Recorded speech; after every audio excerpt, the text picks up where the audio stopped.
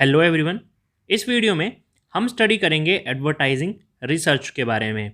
तो वीडियो में जो टॉपिक हम कवर करने वाले हैं वो है एडवर्टाइजिंग रिसर्च का meaning, scope, types, process, methods और problem of advertising research.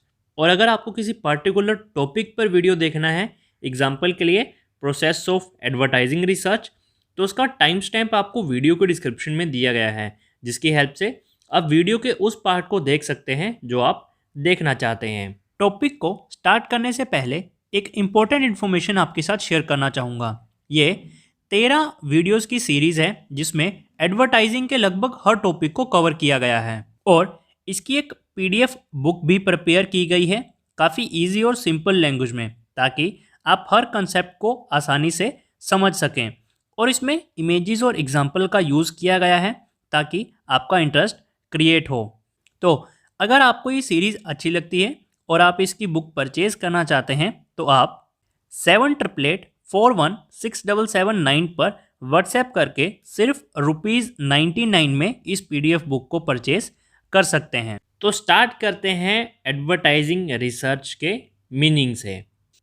Advertising research एक डिटेल और सिस्टमेटिक वे है डाटा को गैदर, रिकॉर्ड और एनालिसिस करने का, ताकि हम एडवर्टाइजिंग की एफिशिएंसी को इम्प्रूव कर सकें। डिटेल का मतलब है इन डेप्थ, छोटी से छोटी जानकारी को भी हम इसमें कलेक्ट करें। और सिस्टमेटिक का मतलब है एक प्रॉपर फॉर्मेट में हम डाटा को गैदर करें, सबसे पहले कलेक्ट करें इन डेप्थ में और प्रॉपर फॉर्मेट में, रिकॉर्ड करें उसे अच्छे से सीक्वेंस वाइज, और बाद में उस डाटा का हम एनालिसिस करें ताकि हम एक मीनिंगफुल इन्फॉर्मेशन उसमें से निकाल सकें। अगर आपने स्टैट्स पढ़ी हो तो उसमें हम देखते हैं mean, median, mode, standard deviation. तो उसमें क्या होता है, किसी भी कंपनी का ग्रुप ऑफ पर्सनस का डाटा होता है जिसे हम डिटेल में कलेक्ट करते हैं, सिस्टमेटिक वे में उसे ऑर्डर करते हैं, उसके बाद एनालिसिस करते हैं कि ये कैसे वर्कआउट करेगा, एक मीनिंगफुल इन्फॉर्मेशन उसमें से हम निकालते हैं। तो सेम वही करते हैं हम एडवर्टाइजिंग रिसर्च में, कि एडवर्टाइजिंग को मार्केट में प्लेस करने से पहले उस पर अच्छी तरह से रिसर्च करनी है हमें, कि किस तरह से हमें अपनी एडवर्टीजमेंट को लॉन्च करना है, कौन कौन सा मीडिया हम यूज़ कर सकते हैं, टारगेट हमारे कस्टमर्स कौन कौन से होने वाले हैं, टारगेटेड मार्केट हमारा कौन सा रहेगा। तो इस तरह से इन डेप्थ हमें रिसर्च करनी है एडवर्टाइजिंग के बारे में। एडवर्टाइजिंग रिसर्च की हेल्प से हम ये भी डिसाइड कर सकते हैं कि हमारे एडवर्टाइजिंग कैंपेन कितने सक्सेसफुल रहने वाले हैं, क्योंकि हम पहले से ही एडवर्टाइजिंग रिसर्च कर चुके हैं। तो हम ये जानते हैं कि हमारे कस्टमर्स कैसा रिस्पोंड करेंगे हमारी एडवर्टाइजिंग को। तो पर्पस क्या क्या होते हैं हमारी एडवर्टाइजिंग रिसर्च के, जैसे कि एक ब्रांड इमेज इस्टेब्लिश करना, अवेयरनेस क्रिएट करना, हमारे कस्टमर्स के एटीट्यूड को अच्छे से जानना, एक एड, क्रिएटिव एड डेवलप करना, एक इफ़ेक्टिव एड बनाना ताकि हम अपने कस्टमर्स को इन्फ्लुएंस कर पाएँ, ब्रांड इमेज को और ज़्यादा इम्प्रूव करना, एक्सेट्रा। तो इन सब पर हम रिसर्च करते हैं एडवर्टाइजिंग करने से पहले, कि हमारे कस्टमर्स का एटीट्यूड क्या है, टारगेट मार्केट कौन सा है, कैसे हमें उनमें अवेयरनेस करनी है, कैसे उन्हें इन्फ्लुएंस करना है, इससे पहले कोई एडवर्टाइजिंग की थी तो उसका क्या रिजल्ट निकला था। तो ये सब हम रिसर्च करेंगे एडवर्टाइजिंग को मार्केट में लॉन्च करने से पहले। इसे कहते हैं हम एडवर्टाइजिंग रिसर्च। नेक्स्ट है स्कोप ऑफ एडवर्टाइजिंग रिसर्च। तो स्कोप का मतलब है एरिया, क्या क्या एरिया कवर करता है हमारा एडवर्टाइजिंग रिसर्च। तो उसमें हम ये 5 पॉइंट डिस्कस करेंगे। सबसे पहला है इंक्रीज अवेयरनेस। एडवर्टाइजिंग का क्या पर्पस होता है, कि वो कस्टमर्स को अवेयर करता है कंपनी के बारे में या फिर उसके प्रोडक्ट एंड सर्विसेज के बारे में। तो एडवर्टाइजिंग सीरीज़ की स्टार्टिंग वीडियो से हम ये बात करते आ रहे हैं कि कोई भी एडवर्टाइजिंग है तो उसके मेन पर्पस यही होते हैं कि उन्हें अवेयरनेस क्रिएट करनी है, इंटरेस्ट क्रिएट करना है, वांट्स एंड डिज़ायर को जनरेट करना है, कस्टमर्स को इन्फ्लुएंस करना है, उनके एटीट्यूड को चेंज करना है, बिहेवियर को चेंज करना है, प्रोडक्ट के साथ उन्हें एसोसिएट करना है, इमोशंस डेवलप करने हैं ताकि वो हमारे प्रोडक्ट को खरीदें या फिर वो कंपनी के different different brands, product and services के बारे में अवेयर हों।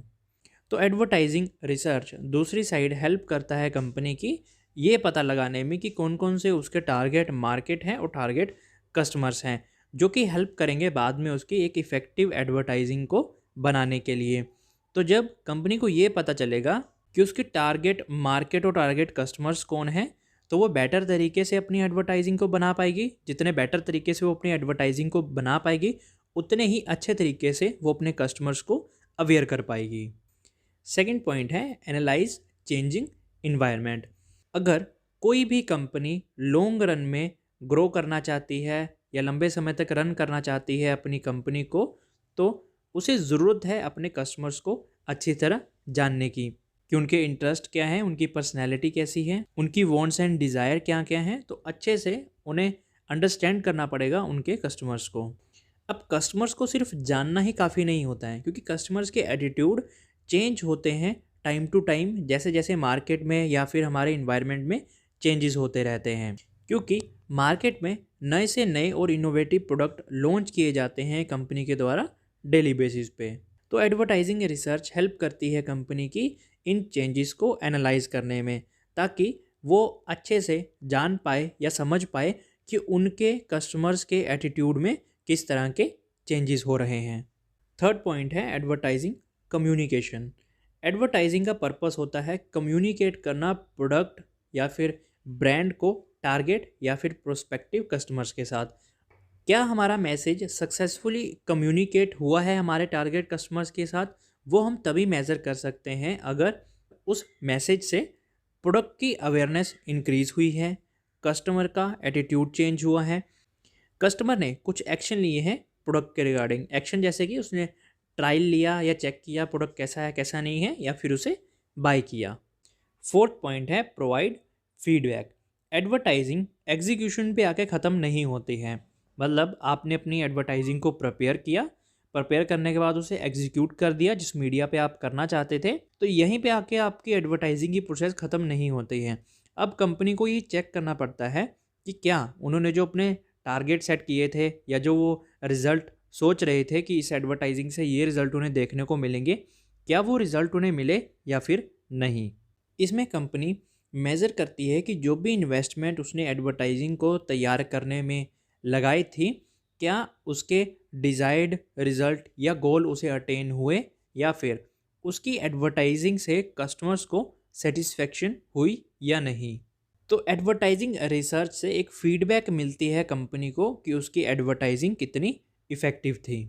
फिफ्थ पॉइंट है प्रोवाइड रिजल्ट्स। इसमें एडवर्टाइजिंग को इवेल्युएट किया जाता है, और इवेल्युएशन ऑफ एडवर्टाइजिंग का मतलब वो एक्टिविटी है जिसमें हम कंपेयर करते हैं एडवर्टाइजिंग के एक्चुअल रिजल्ट को इस्टेब्लिश किए गए स्टैंडर्ड्स के साथ, ताकि हम एडवर्टाइजिंग की परफॉर्मेंस या फिर उसकी रियल वैल्यू का पता लगा सके कि एडवर्टाइजिंग कितनी ज़्यादा इफ़ेक्टिव रही थी।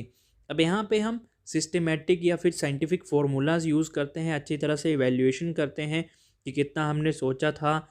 जैसे कि सेल्स हम चाहते थे कि 20% से इंक्रीज़ हो, तो हम यहाँ पे फार्मूलाज यूज़ करेंगे कि हमारी सेल्स कितने से इंक्रीज़ हुई, 20% इंक्रीज़ हुई, 30% इंक्रीज़ हुई, या सिर्फ 15% ही इंक्रीज़ हुई। तो हम जो स्टैंडर्ड हमने सेट कर रखा था उसके साथ हम कंपैरिजन करेंगे एक्चुअल परफॉर्मेंस को जानने के लिए।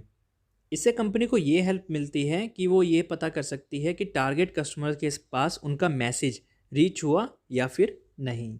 तो ये किसी भी स्टेज पे किया जा सकता है, स्टार्टिंग स्टेज पे, मिडिल स्टेज पे या फिर एंड स्टेज पे। जब आपने एडवर्टाइजिंग को लॉन्च किया उससे 15 से 1 महीने तक, या फिर क्वार्टरली बेसिस पे, या फिर साल के एंड में। तो इस तरह से आप डिफरेंट स्टेजेस पे अपने रिजल्ट को कैलकुलेट कर सकते हैं। तो इस तरह से डिफरेंट एरियाज़ में एडवर्टाइजिंग रिसर्च हेल्प करती है किसी कंपनी की कि कैसा हम अपना प्रोडक्ट बनाएं, कैसे हम अवेयरनेस क्रिएट करें, मार्केट में क्या क्या चेंजेस हो रहे हैं, कम्युनिकेशन के क्या क्या बेटर तरीके रहेंगे। फीडबैक मिलती है, हमने जो भी इन्वेस्टमेंट्स की है उसकी क्या फीडबैक रही है, और रिजल्ट्स जो हम प्रॉपर एक इवेल्यूएशन करते हैं साइंटिफिक कैलकुलेशंस करके। नेक्स्ट टॉपिक है टाइप्स ऑफ एडवर्टाइजिंग रिसर्च। तो मेनली एडवर्टाइजिंग रिसर्च को हम दो पार्ट्स में डिवाइड कर सकते हैं, रिसर्च पॉइंट ऑफ व्यू और कंपनी पॉइंट ऑफ व्यू। इसकी जो फर्स्ट टाइप है रिसर्च पॉइंट ऑफ व्यू, उसके अंदर ये दो कैटेगरीज आती हैं, कस्टमाइज्ड एडवर्टाइजिंग रिसर्च और syndicate advertising research. Customised advertising research company तब करती है जब उसे कुछ स्पेसिफिक नीड्स को पूरा करना होता है। एग्जाम्पल के लिए कोको कोला अपना एक न्यू फ्लेवर ड्रिंक लॉन्च करना चाहता है मार्केट में, और वो ये रिसर्च करना चाहता है कि कस्टमर इस न्यू फ्लेवर ड्रिंक की एडवर्टाइजिंग पे क्या रिएक्ट करेंगे।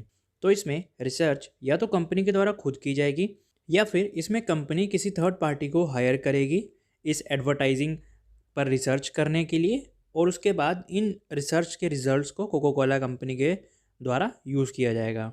अब यहाँ पे स्पेसिफिक नीड क्या थी कि न्यू फ्लेवर ड्रिंक लॉन्च करने वाली है कोको कोला कंपनी, तो उस पर उन्हें देखना था कि कस्टमर्स का रिएक्शन कैसा होगा। तो एक स्पेसिफिक नीड थी न्यू फ्लेवर ड्रिंक के रिगार्डिंग। अब इस पे या तो कंपनी खुद से रिसर्च करेगी या फिर किसी को हायर करेगी कि वो उसके बेस पे ये रिसर्च करके दे। इस रिसर्च का जो भी रिजल्ट रहेगा वो सिर्फ कोको कोला कंपनी यूज़ करेगी, ना कि कोई तीसरी कंपनी। तो इसे कहते हैं कस्टमाइज्ड एडवर्टाइजिंग रिसर्च। इसी के साथ दूसरी है सिंडिकेटेड एडवर्टाइजिंग रिसर्च।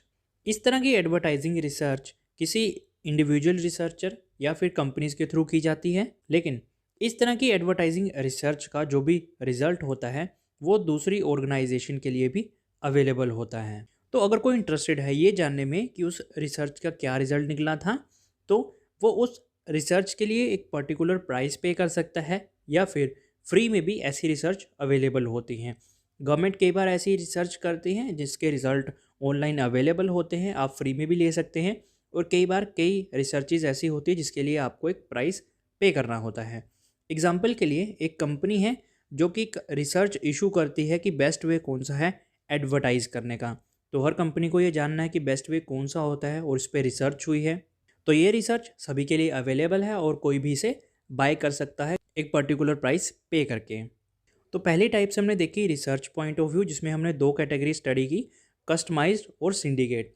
कस्टमाइज में कंपनी एक स्पेसिफिक चीज़ के लिए रिसर्च करवाती है, या तो खुद से या फिर किसी थर्ड पार्टी से। सिंडिकेट में रिसर्च की कंपनियां अलग होती हैं या फिर कोई इंडिविजुअल हैं जो रिसर्च करना पसंद करते हैं। उस रिसर्च के रिजल्ट्स या तो आपको फ्री भी अवेलेबल हो सकते हैं, अगर वो कंपनीज चाहती हैं कि ये रिसर्च मैं फ्री में पब्लिश करना चाहती हूँ तो वो आपको फ्री में अवेलेबल हो जाएंगी। अगर कोई भी कंपनी या इंडिविजुअल उसका प्राइस रखता है तो आपको एक पर्टिकुलर प्राइस पे करने के बाद उस रिसर्च को आप खरीद सकते हैं। दूसरी टाइप है कंपनी पॉइंट ऑफ व्यू, जिसमें दो कैटेगरीज हैं, pre test and post test. पहला है प्री टेस्टिंग रिसर्च। कोई भी प्रोसेस एक आइडिया से स्टार्ट होती है। एक आइडिया को रियलिटी में कन्वर्ट करने के लिए काफ़ी रिस्क शामिल होता है। अब पता नहीं आपका आइडिया रियलिटी में कन्वर्ट हो ना हो, लेकिन उसमें रिसोर्सेज काफ़ी ज़्यादा लगते हैं, इन्वेस्टमेंट काफ़ी ज़्यादा होती है, तो काफ़ी एक रिस्क होता है कि अगर आपका आइडिया वर्कआउट नहीं किया तो आपकी सारी इन्वेस्टमेंट, सारे रिसोर्सेज बेकार चले जाएंगे। आधे से ज़्यादा आइडिया इसीलिए फेल हो जाते हैं क्योंकि उसमें क्रिएटिव इश्यूज होते हैं। तो कंपनी भी ये चाहती है कि उसके आइडियाज़ उसके टारगेट कस्टमर्स तक या फिर ऑडियंस तक पहुँचें। इसीलिए एडवर्टाइजिंग रिसर्च का प्री टेस्टिंग फेज़ हेल्प करता है कंपनी की डिटेल स्टडी करने के लिए उसके टारगेट ऑडियंस के बारे में, ताकि वो उन्हें और अच्छे से अंडरस्टैंड कर पाएँ। इससे कंपनी को ये जानने में हेल्प मिलती है कि क्या उनका आइडिया एक्सेप्ट होगा टारगेट मार्केट या फिर कस्टमर्स के द्वारा, या फिर उसे रिजेक्ट कर दिया जाएगा। दूसरा है post testing research. Advertising message two way communication होता है। एडवर्टाइज़र कम्युनिकेट करता है अपने कस्टमर्स के साथ, कस्टमर अगेन कम्युनिकेट करते हैं दो तरह से, या तो उस प्रोडक्ट को वो खरीदेंगे तो उसका मतलब उसकी एडवर्टाइजिंग वर्क कर रही है, या फिर वो प्रोडक्ट के रिगार्डिंग अपनी क्वेरीज सेंड करेंगे एडवर्टाइज़र को कंपनीज़ के through, different different portal website जहाँ पे भी लिंक अवेलेबल है जहाँ पे वो अपनी क्वेरीज डाल सकते हैं। तो इस तरह से वापस टू वे ये कम्युनिकेशन होता है। ये स्टार्ट होता है जब एडवर्टाइज़र या कंपनी अपनी एडवर्टीज़मेंट करती है प्रोडक्ट की, और कंप्लीट होता है जब उन्हें फीडबैक मिलती है अपने कस्टमर से। कंपनी को फीडबैक मिलती है पोस्ट टेस्टिंग रिसर्च से, जो कि मेज़र करती है एडवर्टाइजिंग की आउटपुट। इस रिसर्च से कंपनी को ये हेल्प मिलती है कि कंपनी बेटर वे में अंडरस्टैंड कर पाती है कि एडवर्टाइजिंग सक्सेसफुल तरीके से इम्प्लीमेंट हुई है या फिर नहीं। तो एडवर्टाइजिंग रिसर्च के दो टाइप्स हैं, research point of view, company point of view. Research point of view में कस्टमाइज्ड और सिंडिकेट ये दो टाइप्स हैं। कंपनी पॉइंट ऑफ व्यू में प्री टेस्टिंग और पोस्ट टेस्टिंग ये दो कैटेगरीज हैं। टाइप्स ऑफ एडवर्टाइजिंग रिसर्च के बाद हमारा नेक्स्ट टॉपिक है प्रोसेस ऑफ एडवर्टाइजिंग रिसर्च। तो एडवर्टाइजिंग रिसर्च की प्रोसेस को इन 3 स्टेप्स या फिर स्टेजेस से पास आउट होना पड़ता है। सबसे पहली है preliminary discussion, planning and data collection, application of research findings. तो चलिए इन्हें वन बाय वन डिटेल में स्टडी करते हैं। इन 3 स्टेजेस या फिर स्टेप को आप अच्छे से याद कर लीजिए कि इनकी हेडिंग क्या है क्योंकि आगे चल के हम इन दोनों में कैटेगरीज भी देखेंगे कि कौन कौन सी कैटेगरीज इसमें शामिल हैं। तो ज़्यादा कन्फ्यूज़न ना क्रिएट हो, इसलिए आप हेडिंग साथ ही साथ याद करते चलें। सबसे पहला है प्रीलिमिनरी डिस्कशन। वो कौन सी प्रॉब्लम्स हैं जो कि कंपनी के द्वारा फेस की जा रही हैं। अब यहाँ पे प्रॉब्लम्स का मतलब सिर्फ परेशानियाँ नहीं है, क्या क्या दिक्कत आ रही हैं। यहाँ पे हम ये भी कह सकते हैं कि रीज़न क्या है एक एडवर्टाइजिंग रिसर्च कंडक्ट करने का, क्यों हम एडवर्टाइजिंग रिसर्च करना चाहते हैं। तो इस स्टेज में कंपनी आइडेंटिफिकेशन करती है प्रॉब्लम्स के रिगार्डिंग जो भी वो एडवर्टाइजिंग में फेस करती है। पर्पस क्या है, क्यों कंपनी आइडेंटिफिकेशन करना चाहती है प्रॉब्लम्स का, ताकि वो अपनी नॉलेज और अंडरस्टैंडिंग को इंक्रीज़ कर सके। अब अगर कंपनी को ये प्रॉब्लम आ रही है कि कौन सा मोबाइल ज़्यादा अच्छा सेल होगा, उस पर वो रिसर्च करना चाहती है।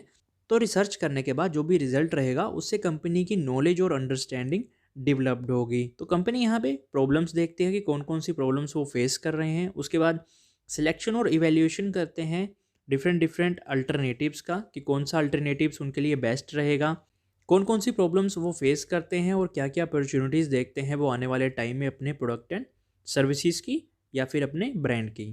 तो उसी के रिगार्डिंग रिसर्च प्रॉब्लम के 3 कंपोनेंट्स इसमें बताए गए हैं।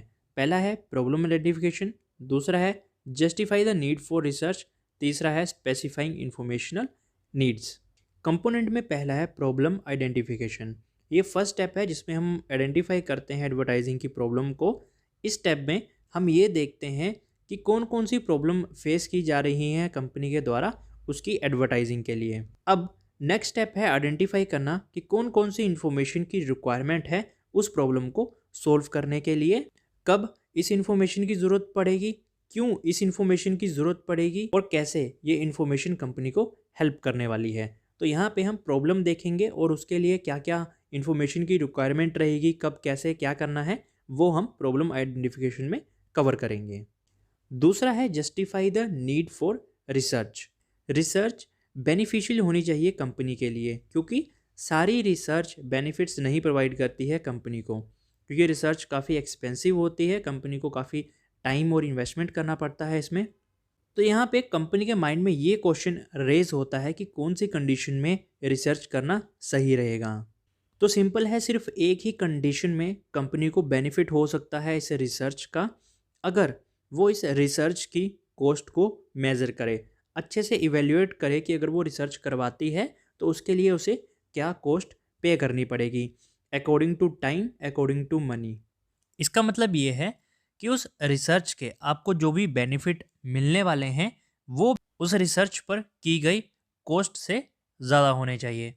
मतलब आपके बेनिफिट ज़्यादा होने चाहिए कॉस्ट से। अगर आपकी कॉस्ट है 10 रुपये तो वहाँ से आपको 15 या 20 रुपये के बेनिफिट्स मिलने चाहिए। थर्ड कंपोनेंट है स्पेसिफाइंग इंफॉर्मेशनल नीड। तो लास्ट स्टेप है इंपॉर्टेंट इन्फॉर्मेशन को आइडेंटिफाई करना, ताकि कंपनी इनकम्प्लीट रिसर्च के रिस्क से बच सके। इससे कंपनी को ये फ़ायदा होगा कि वो स्ट्रेंथ एंड वीकनेसेस को अच्छे से इवेल्युएट कर पाएगी किसी भी एडवर्टाइजिंग कैंपेन को रन करने से पहले। तो इस इवेल्यूएशन में क्या शामिल होगा कि कैसे एक एडवर्टाइजिंग मैसेज डिलीवर किया जाएगा हमारे कस्टमर्स को और वो कैसे उसके लिए रिस्पॉन्ड करेंगे। तो रिसर्च प्रॉब्लम के 3 कंपोनेंट्स में हमने देखा। पहला है प्रॉब्लम आइडेंटिफिकेशन, कि हमें प्रॉब्लम क्या आ रही है, रीज़न क्या है, हम क्यों रिसर्च करना चाहते हैं और उसके लिए हमें क्या क्या इन्फॉर्मेशन कलेक्ट करनी पड़ेगी।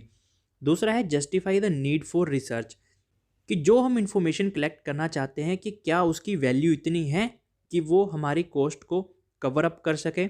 ऐसा ना हो कि इन्फॉर्मेशन जो हमें चाहिए उसकी इतनी वैल्यू नहीं है, इतनी इंपॉर्टेंस नहीं है, लेकिन जो उस पर कॉस्ट लगने वाली है वो काफ़ी ज़्यादा है। लास्ट है स्पेसिफाइंग इन्फॉर्मेशनल नीड। तो इसमें हम ये देखेंगे कि जितना भी हमने डाटा कलेक्ट किया उसमें से जो भी इन्फॉर्मेशनल डाटा है, जो हमारे काम का डाटा है, उसे हम कलेक्ट करेंगे और बाकी का डाटा हम रिमूव करेंगे ताकि हम एक अच्छा इवैल्यूएशन कर पाएँ। अब यहाँ पे अभी रिसर्च शुरू नहीं हुई है, ये हमने एक डिस्कशन की है कि क्या क्या प्रॉब्लम रहने वाली है, डाटा कौन सा कलेक्ट करेंगे, सही रहेगा नहीं रहेगा, कैसे कैसे हमें सारे काम करने हैं। अब यहाँ पे हमने डिस्कशन कंप्लीट किया। इस 3 कंपोनेंट की मैं आपको एक एग्जांपल भी प्रोवाइड करवा देता हूँ ताकि आपको अच्छे से क्लियर हो सके। एग्जांपल में प्रॉब्लम आइडेंटिफिकेशन में कंपनी ने डेवलप किया है एक प्रोडक्ट जिसके 2 डिफरेंट पैकेजिंग है। तो कंपनी ये जानना चाहती है कि कौन सी पैकेजिंग ज़्यादा इफेक्टिव रहेगी सेल्स जनरेट करने के लिए। Justify the need for research, इसमें कंपनी ने ये देखा कि कोई भी पहले से इन्फॉर्मेशन अवेलेबल नहीं है इस रिसर्च के बारे में कि हमारे इन दोनों पैकिंग में से कौन सी बेस्ट रहेगी। तो कंपनी को इसके लिए 6 मंथ की टेस्ट मार्केटिंग रिसर्च करनी पड़ेगी, ये डिटरमाइन करने के लिए कि कौन सी पैकिंग उनके लिए इफेक्टिव रहेगी। तो कंपनी स्टेज में ये देखती है कि टाइम कितना लगेगा, रिसोर्सेज क्या क्या लगेंगे, इन्वेस्टमेंट कितनी करनी पड़ेगी और वो इन्वेस्टमेंट क्या कंपनी को रिटर्न देगी या नहीं देगी। देन लास्ट में स्पेसिफाइंग इंफॉर्मेशनल नीड्स। तो रिसर्च करके अब कंपनी ये देखेगी कि कौन सा पैकिंग उन्हें प्रेफर करनी है, पहले वाली या दूसरे वाली। प्रोडक्ट परसेप्शन कि प्रोडक्ट के बारे में कैसा व्यू है कस्टमर्स का और उसकी यूनिकनेस, क्या वो प्रोडक्ट दूसरे प्रोडक्ट के कंपैरिजन में डिफरेंट है या नहीं। तो प्रोसेस ऑफ एडवर्टाइजिंग रिसर्च में अभी तक हमने सिर्फ पहली प्रोसेस को कंप्लीट किया है, इसमें हमने 3 कंपोनेंट्स देखे। अब हम चलेंगे प्रोसेस नंबर 2 की तरफ, प्लानिंग एंड डाटा कलेक्शन। अब यहाँ पे हम एक्शन लेना स्टार्ट करेंगे इन 3 प्रोसेस के थ्रू। तो ये कैटेगरीज हैं दूसरे हेडिंग के अंदर, इन्हें 1 बाय 1 अच्छे से अंडरस्टैंड करते हैं। सबसे पहला है identified the type of research. अब किस तरह की रिसर्च करनी है हमें, सेकेंडरी रिसर्च करनी है या फिर प्राइमरी रिसर्च करनी है। प्राइमरी रिसर्च क्या होती है, जब कंपनी फर्स्ट टाइम एक फ्रेश रिसर्च करती है। अब यहाँ पे जैसे हमने एग्जांपल में बात की थी कि कंपनी का प्रोडक्ट है, उसकी 2 डिफरेंट पैकिंग है, तो उसमें से कौन सी बढ़िया रहेगी, तो उसके लिए कंपनी को प्राइमरी रिसर्च करनी पड़ेगी। सेकेंडरी रिसर्च क्या होती है कि पहले से ही कोई रिसर्च हो रखी है कि एडवर्टाइजिंग का बढ़िया तरीका कौन सा है, तो पहले से डाटा अवेलेबल है, तो हम वो डाटा देख सकते हैं और अपनी रिसर्च कर सकते हैं। ये काफ़ी इकोनॉमिकली रिसर्च होती है क्योंकि इसमें ज़्यादा कॉस्ट नहीं लगती है कंपनी की। प्राइमरी रिसर्च में खर्चा काफ़ी ज़्यादा होता है। हम इंफॉर्मेशन कैसे कलेक्ट करेंगे, प्राइमरी रिसर्च से या सेकेंडरी रिसर्च से, उसके बाद हम ये देखेंगे कि इसका मेथड कौन सा होगा, क्वांटिटेटिव या क्वालिटेटिव। क्वांटिटेटिव में हम correlation, regression, mean, median, mode, standard deviation जैसे चीज़ों का यूज़ करते हैं अपने डाटा को कलेक्ट करने और उसका रिजल्ट निकालने के लिए। वहीं क्वालिटेटिव में हम न्यूमेरिकल नंबर्स को इंक्लूड नहीं करते हैं, इसमें हमारी फीलिंग, इमोशंस, कलर एक्सेट्रा होता है। तो क्या हमें हमारी प्राइमरी या फिर सेकेंडरी इंफॉर्मेशन को क्वांटिटेटिव या फिर क्वालिटेटिव मेथड से रिसर्च करना है, वो हम इसमें देखेंगे कि हमारी रिसर्च की टाइप क्या होगी। दूसरा है डिटरमाइन सैम्पलिंग मेथड। इसमें 2 टाइप्स हैं, रैंडम, नॉन रैंडम। रैंडम में क्या होता है, रैंडम मेथड में हर इंडिविजुअल के पास इक्वल चांस होता है सिलेक्ट होने का। वहीं नॉन रैंडम मेथड वो मेथड है जिसमें हर इंडिविजुअल के पास चांस नहीं होता है सिलेक्ट होने का, वो इंटेंशनली सिलेक्ट किए जाते हैं। इसका एक एग्जांपल देखते हैं। मान लीजिए ये ग्रुप है ए, ग्रुप बी, ग्रुप सी। हर ग्रुप में 10-10 स्टूडेंट्स हैं। अब अगर हमें रैंडम सैंपल करना है तो रैंडम सैंपल में हम क्या करेंगे, तीनों ग्रुप में से 2-2 बच्चे उठा लेंगे। इस 10 में से कोई भी 2 बच्चे उठा लेंगे, इस 10 में से कोई भी 2 बच्चे उठा लेंगे, इसमें से कोई भी 2 बच्चे उठा लेंगे। तो यहाँ पे सबके पास इक्वल चांस था, कोई भी 10 में से वो 2 हो सकते थे जो सेलेक्ट होंगे रिसर्च के लिए। वहीं नॉन रैंडम में क्या होता है, इसमें इक्वल चांसेस नहीं होते हैं। अब हम ये देखेंगे कि इन तीनों ग्रुप में जो भी 10-10 स्टूडेंट्स हैं उनमें से कोई भी हमें 2 सबसे ज़्यादा इंटेलिजेंट लेने हैं। तो 2 सबसे ज़्यादा इंटेलिजेंट मतलब वहाँ पे पहले ही हमने एक कंडीशन तैयार कर दी, वो हमारी इंटेंशन थी कि हमें सिर्फ इंटेलिजेंट स्टूडेंट्स ही चाहिए, बाकी हमें नहीं चाहिए। तो यहाँ पे इक्वल चांस नहीं था सबके पास। तो सैम्पलिंग का मेथड कौन सा होगा, रैंडम या नॉन रैंडम, वो हम देखेंगे।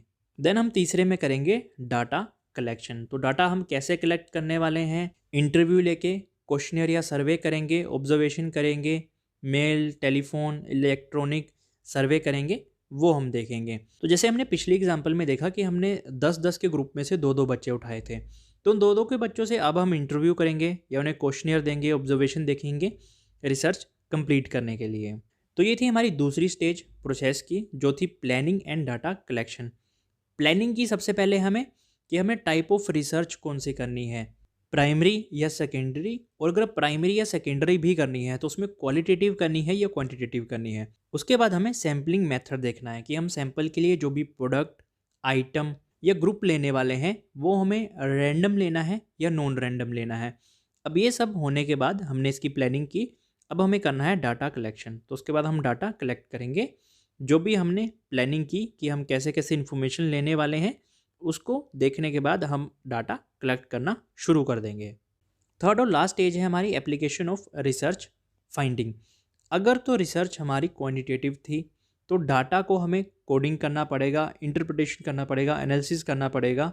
अगर हमारी रिसर्च क्वालिटेटिव थी तो हमें डाटा लेने के लिए कुछ एफर्ट्स करने पड़ेंगे, हमारी इन्फॉर्मेशन को सम अप करना पड़ेगा। तो ये लास्ट स्टेप है हमारी प्रोसेस का, जिसमें हम रिसर्च की फाइंडिंग को अप्लाई करते हैं।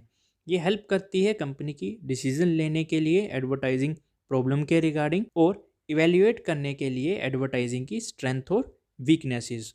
तो अगर कहीं ना कहीं आपने स्टैट्स अच्छे से पढ़ी है तो आपके लिए ये वीडियो इतना ज़्यादा कंफ्यूजिंग नहीं रहा होगा। अदरवाइज़ कहीं ना कहीं इसमें स्टैट्स भी कोरिलेट करता है, तो आपको वीडियो में मे बी कन्फ्यूज़न क्रिएट हुई हो। अदरवाइज़ मैंने यहाँ पे काफ़ी अच्छे से इस वीडियो को विद एग्जांपल आपको समझाने की कोशिश की है। तो प्रोसेस की हमने 3 स्टेजेस देखी। 3 स्टेजेस में हमने इसके आगे 3 कंपोनेंट देखे और इसकी हमने 3 स्टेजेस देखी। देन लास्ट में हमने अपनी रिसर्च फाइंडिंग को अप्लाई कर दिया।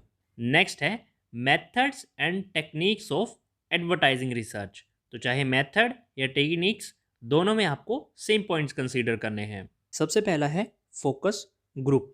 फोकस ग्रुप ज़्यादातर 8 से 15 लोगों का ग्रुप होता है, लेकिन कई बार ये 20 से 25 लोगों का भी ग्रुप होता है। डिपेंड करता है कि हमारी एडवर्टाइजिंग रिसर्च किस तरह की है। ये फोकस ग्रुप स्मॉल और demographically different group of people होता है। जैसे कि हमने यहाँ पे बात की 8 से 15 लोगों का ग्रुप होता है, तो ये 8 से 15 लोग एक ही तरह के नहीं होते हैं, ये डिफरेंट डिफरेंट बैकग्राउंड से होते हैं। कोई रिच है, कोई पुअर है, कोई एजुकेटेड है, कोई अनएजुकेटेड है। तो ऐसे डिफरेंट डिफरेंट बैकग्राउंड से होंगे, सिमिलर टाइप के नहीं होंगे। ऐसा नहीं है कि कभी भी नहीं होंगे, हो सकते हैं, डिपेंड करता है हमारी रिसर्च पर, लेकिन ज़्यादातर ये डिफरेंट बैकग्राउंड से होते हैं। ऐसा इसलिए होता है क्योंकि अगर वो डिफरेंट डिफरेंट बैकग्राउंड से होंगे तो रिसर्च एडवर्टाइजिंग की ज़्यादा इफेक्टिव होती है, वो ज़्यादा अच्छे से उसके रिजल्ट हमें देखने को मिलते हैं। तो इन लोगों के रिएक्शन को स्टडी किया जाता है एडवर्टाइजिंग रिसर्च को कंप्लीट करने के लिए। तो सेम ये ग्रुप है डिफरेंट पीपल और डिफरेंट बैकग्राउंड्स का, जो कि एक साथ पार्टिसिपेट करते हैं किसी डिस्कशन में, जो कि पर्टिकुलर प्रोडक्ट या सर्विस या फिर एडवर्टाइजिंग कैंपेन के बारे में होती है। सेकंड है प्रोजेक्टिव टेक्निक। प्रोजेक्टिव टेक्निक तब यूज़ की जाती है जब रिसर्चर को कोई डीप रिसर्च या स्टडी करनी होती है और रिसर्चर ये जानता है कि उसका पार्टिसिपेंट हेजिटेट करेगा क्वेश्चन को आंसर करने के लिए, क्योंकि ये क्वेश्चंस उसकी पर्सनल इन्फॉर्मेशन के रिगार्डिंग होते हैं। जैसे कि अगर मैं आपसे पूछूं कि आप सैलरी कितने लेते हैं, अगर मैं ये पूछूं कि आपकी वाइफ जॉब कहाँ करती है, कितनी सैलरी लेती है, कौन से स्कूल में आपके किड्स पढ़ते हैं, तो क्योंकि मैं अननोन हूँ आपके लिए, मैं जस्ट एक रिसर्च कंडक्ट करना चाहता हूँ, तो ये वैसी इन्फॉर्मेशन होती है जो आप मुझे बताना नहीं चाहते, क्योंकि ये आपकी पर्सनल इन्फॉर्मेशन है। आपको कहीं ना कहीं ये फेयर रहता है कि इस इन्फॉर्मेशन से आपको किसी तरह का कोई हार्म ना हो। तो इसलिए रिसर्चर एक सिमुलेटेड सिचुएशन प्लेस करता है उस क्वेश्चनियर या पार्टिसिपेंट्स के पास, उसकी साइकोलॉजी को स्टडी करने के लिए और ये देखने के लिए कि उसके सोचने का और एक्शन लेने का तरीका कैसा है या उसका नज़रिया कैसा है। तीसरा है फील्ड वर्क। रिसर्च जो की जाती है किसी भी एजेंसी के बाहर, उसे हम कहते हैं फील्ड वर्क। इसमें हम एजेंसी में बैठे बैठे नहीं कर रहे हैं, इसमें फील्ड वर्क है, हमें डिफरेंट डिफरेंट लोकेशंस पे जाना पड़ता है एक रिसर्च कंडक्ट करने के लिए। इस तरह की रिसर्च जर्नली कंजप्शन वाली प्लेस पे की जाती है। एग्जाम्पल के लिए कैश काउंटर या फिर मेन एंट्रेंस है किसी भी शॉप या मॉल की, वहाँ पे कंपनी ये रिसर्च कंडक्ट करेगी। ये काफ़ी यूज़फुल या हेल्पफुल तरीका होता है क्योंकि ये फोकस करती है टारगेट कस्टमर्स पर, क्योंकि आप कैश काउंटर और मेन एंट्रेंस पे ही रिसर्च कंडक्ट कर रहे हैं तो वहाँ पे उनके टारगेट कस्टमर्स ही आएंगे उस प्रोडक्ट को लेने के लिए। तो यहाँ पे जो डाटा की एक्यूरेसी होती है वो इससे इंक्रीज़ होती है। एग्जाम्पल के लिए जैसे कि बर्गर किंग या डोमिनोज़ की आप काफ़ी एडवर्टीजमेंट्स देखते होंगे, तो अगर उनके प्रोडक्ट के रिगार्डिंग हमें कोई रिसर्च करनी है तो हम उनके आउटलेट के बाहर जाएंगे, वहाँ पर हम साथ ही साथ रिसर्च भी करेंगे, तो इसे कहते हैं फील्ड वर्क। फोर्थ पॉइंट है internal companies resources. Internal company resources वो डाटाबेस होता है जो कि कंपनी के द्वारा कलेक्ट किया जाता है और स्टोर किया जाता है। ये डाटाबेस किसी भी नई, पुरानी या फिर सारी ट्रांजैक्शन के रिगार्डिंग या फिर किसी पर्टिकुलर थिंग के रिगार्डिंग हो सकता है। एडवर्टाइज़र इस डाटा को कलेक्ट करता है अपने फ्यूचर यूज़ के लिए, तो इस डाटा की हेल्प से एडवर्टाइज़र ये पता कर सकता है कि कस्टमर्स के इंटरेस्ट क्या है, सप्लायर फर्म कौन कौन सी है, या फिर कोई भी अगर कोई प्रीवियस रिसर्च कंडक्ट की गई है तो उसके क्या रिजल्ट निकले, एक्सेट्रा। फिफ्थ पॉइंट है गवर्नमेंट रिसोर्सेज। गवर्नमेंट को भी डाटा कलेक्ट करना पड़ता है इकोनॉमी, पॉपुलेशन, बिजनेस एक्टिविटी के रिगार्डिंग, और अगर कोई भी कंपनी एक रिसर्च करना चाहती है इन सभी एस्पेक्ट्स पर तो कंपनी या फिर एडवर्टाइज़र को काफ़ी मनी बर्न करनी पड़ती है। बर्न का मतलब यहाँ पे इन्वेस्टमेंट जो अमाउंट होता है वो काफ़ी ज़्यादा होता है। लेकिन कई बार ये डाटा इजीली अवेलेबल होता है गवर्नमेंट के पास लो कॉस्ट में और ज़्यादातर टाइम फ्री ऑफ कॉस्ट। तो गवर्नमेंट जितनी भी रिसर्चेस करती हैं उनका ज़्यादातर डाटा फ्री ऑफ कॉस्ट रहेगा या फिर कंपनीज कोई छोटा सा अमाउंट पे करके वो डाटा उनसे ले सकती हैं। सिक्स है commercial sources. Commercial sources advertiser या कंपनी दोनों के लिए कॉस्टली हो सकते हैं, लेकिन ये उनके टाइम और एफर्ट्स को सेव करते हैं। इसमें कॉस्ट फैक्टर इन्वॉल्व होता है जैसे कि सब्सक्रिप्शन या फिर एसोसिएशन फीस। तो एडवर्टाइज़र या कंपनी को प्राइस पे करना पड़ता है उस इंफॉर्मेशन के लिए जो उन्हें चाहिए, या फिर अगर वो सब्सक्रिप्शन बेसिस पे से लेती हैं तो हो सकता है कि ये कमर्शियल सोर्सेज हर महीने या क्वार्टरली बेसिस पे अपनी रिसर्च करते हैं और उसका कुछ रिजल्ट निकलता हो तो वो उन्हें सब्सक्रिप्शन बेसिस पे आगे प्रोवाइड करते रहेंगे। कमर्शियल सोर्सेज में इंक्लूड रहते हैं रिसर्च एंड ट्रेड एसोसिएशन जैसे कि financial institution, publicly traded corporations. तो कमर्शियल सोर्स कोई भी हो सकते हैं, कोई भी इंस्टीट्यूट हो सकते हैं, कंपनीज हो सकती हैं जो रिसर्च कंडक्ट करती है और बाद में इस रिसर्च को वो बेचती हैं। सेवंथ है प्रोफेशनल पब्लिकेशंस। प्रोफेशनल पब्लिकेशंस वो रिपोर्ट होती हैं जो कि प्रोवाइड की जाती हैं एडवर्टाइजिंग या फिर मार्केटिंग प्रोफेशनल्स के द्वारा।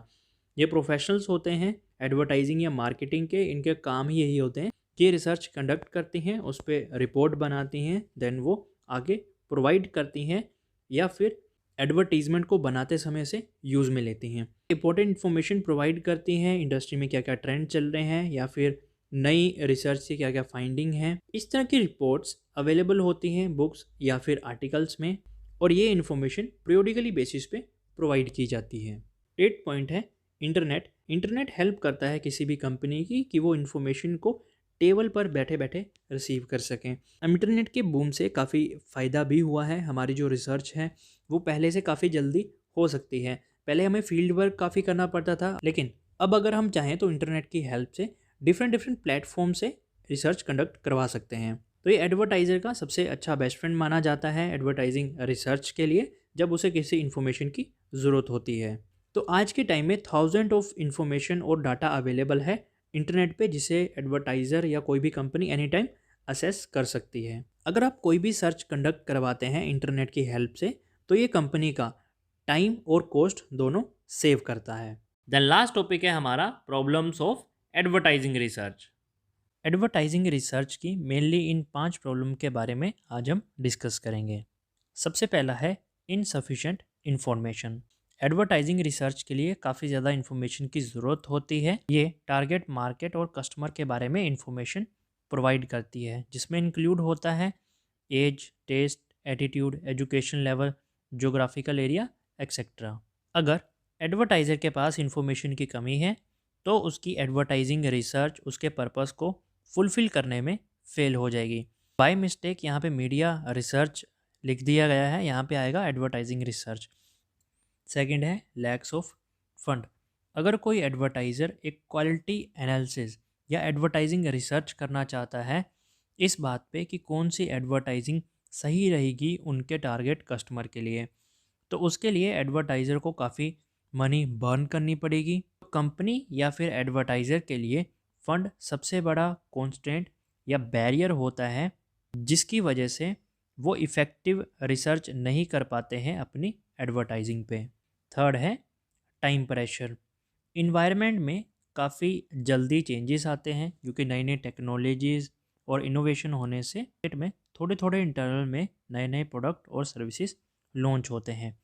तो ये जो क्विक और सडन चेंजेस होते हैं इसकी वजह से एडवर्टाइज़र को जल्दी रिसर्च करना पड़ता है अपनी एडवर्टीज़मेंट के रिगार्डिंग, क्योंकि अगर एडवर्टाइजिंग रिसर्च बिना प्रॉपर एनालिसिस के की गई तो सारे एफर्ट्स वेस्ट हो जाते हैं। तो ये एडवर्टाइज़र पे एक टाइम प्रेशर क्रिएट कर देते हैं क्योंकि एडवर्टाइज़र को अप्रोप्रिएट टाइम में अपनी रिसर्च को पूरा करना होता है। फोर्थ है इनअप्रोप्रिएट मेथोडोलॉजी। एडवर्टाइजिंग रिसर्च के काफ़ी मेथड्स अवेलेबल हैं, लेकिन एडवर्टाइज़र या कंपनी उनमें से कोई भी मेथड ऐसे ही अप्लाई नहीं कर सकती। ये डिपेंड करता है कि आपका डाटा किस तरह का है और आपकी एडवर्टाइजिंग रिसर्च का ऑब्जेक्टिव क्या है। उसके बाद आप ये डिसीज़न ले पाते हैं कि कौन सा मेथड सूटेबल रहेगा आपके एडवर्टाइजिंग रिसर्च के लिए। तो अगर आप कोई रॉन्ग मेथड चूज़ करते हैं तो आपकी रिसर्च का जो रिज़ल्ट होगा वो एरर्स के साथ होगा या वो बिल्कुल एक्यूरेट नहीं होगा जितना उसे होना चाहिए था। फिफ्थ है इनएक्सपीरियंस एक्सपर्ट। एडवर्टाइजिंग रिसर्च कोई इजी टास्क नहीं है। इसमें एक्सपर्ट पर्सन्स की ज़रूरत होती है जिन्हें इन डेप्थ नॉलेज होती है रिसर्च के बारे में। एडवर्टाइजिंग सर्च में ज़रूरत होती है टैलेंटेड, एक्सपीरियंस, स्किल्ड रिसर्चर्स की सर्विसेज की। अगर रिसर्चर के पास सफिशिएंट नॉलेज, एक्सपीरियंस, टैलेंट नहीं है तो आपकी सारा एनालिसिस रॉन्ग होगा। तो प्रॉब्लम क्या क्या आती है एडवर्टाइजिंग रिसर्च में? अनसफिशिएंट इन्फॉर्मेशन है। कई बार इन्फॉर्मेशन कम होती है या फिर जो इन्फॉर्मेशन हमारे पास होती है उसमें से कुछ इन्फॉर्मेशन गलत भी होती है। सेकंड है lack of fund. Advertising research करना आसान नहीं है। इसमें रिसोर्सेज में इन्वेस्टमेंट होती है, टाइम में इन्वेस्टमेंट होती है, मनी में इन्वेस्टमेंट होती है। तो अगर किसी कंपनी के पास प्रॉपर फंड्स नहीं हैं तो वो एडवर्टाइजिंग रिसर्च नहीं कर सकती है। टाइम प्रेशर है क्योंकि टाइम काफ़ी जल्दी चेंज होता है। इनोवेटिव और नई नई टेक्नोलॉजीज मार्केट में टाइम टू टाइम लॉन्च होती रहती है। इसके लिए कोई भी कंपनी या एडवर्टाइज़र को जल्दी से टाइम के अंदर अंदर एक अप्रोप्रिएट टाइम में अपनी एडवर्टाइजिंग रिसर्च को कंप्लीट करना होता है। फोर्थ है इनअप्रोप्रिएट मेथोडोलॉजी।